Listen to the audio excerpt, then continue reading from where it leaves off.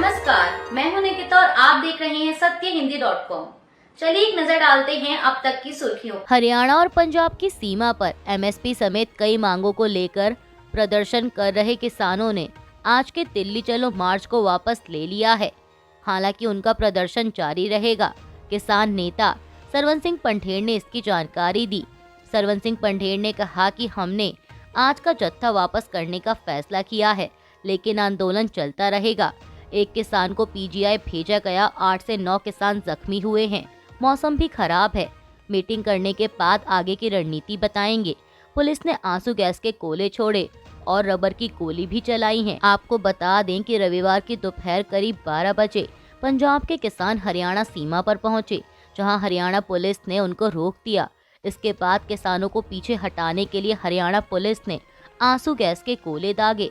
Police ने किसानों से कानून हाथ में ना लेने की भी अपील की। इसके अलावा पुलिस ने किसानों पर फूल भी फेंके।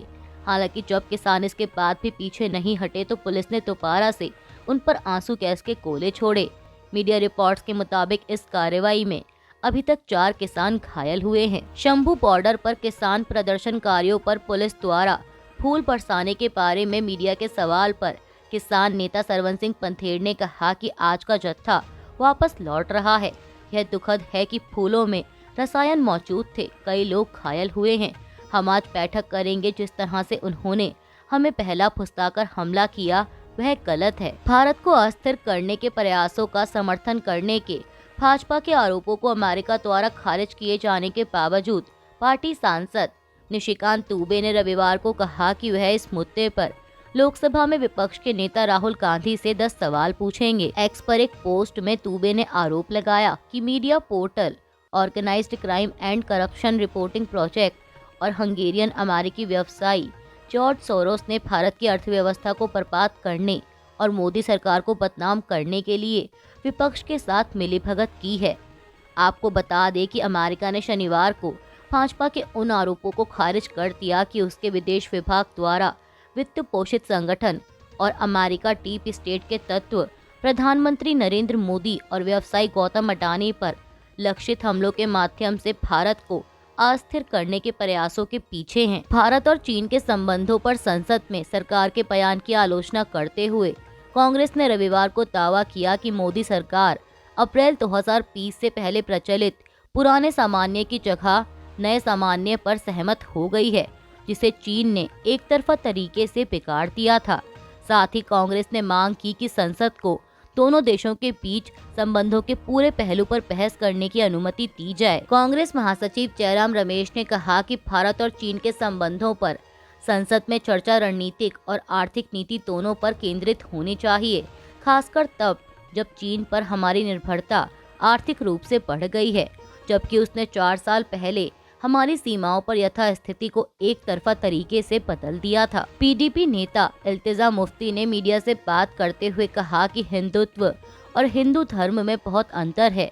हिंदुत्व नफरत की भावना के बारे में है, जिसे सावरकर ने 40 के दशक में फैलाया था, जिसका उद्देश्य हिंदुओं को आधिपत्य स्थापित करना था और दर्शन यह था कि भारत हिंदुओं का है और हिंदुओं के लिए है।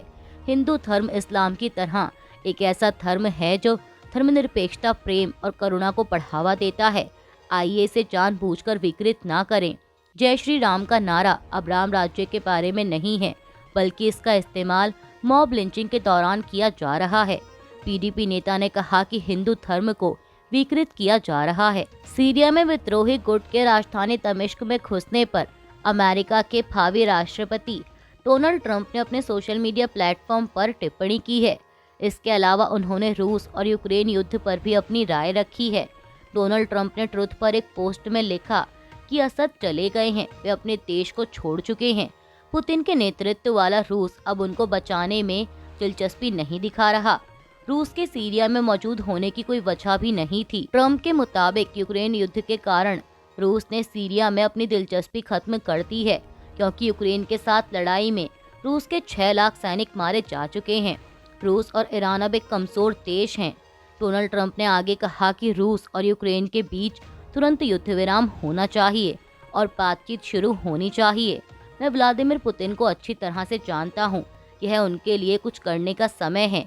चीन भी उनकी मदद कर सकता है। सीरिया की राजधानी दमिश्क पर कब्जे के बाद विद्रोही गुटों ने सरकारी टीवी चैनल और रेडियो पर संदेश जारी किया है। उन्होंने दावा किया कि हमने राष्ट्रपति बशर अल असद के शासन का अंत कर दिया।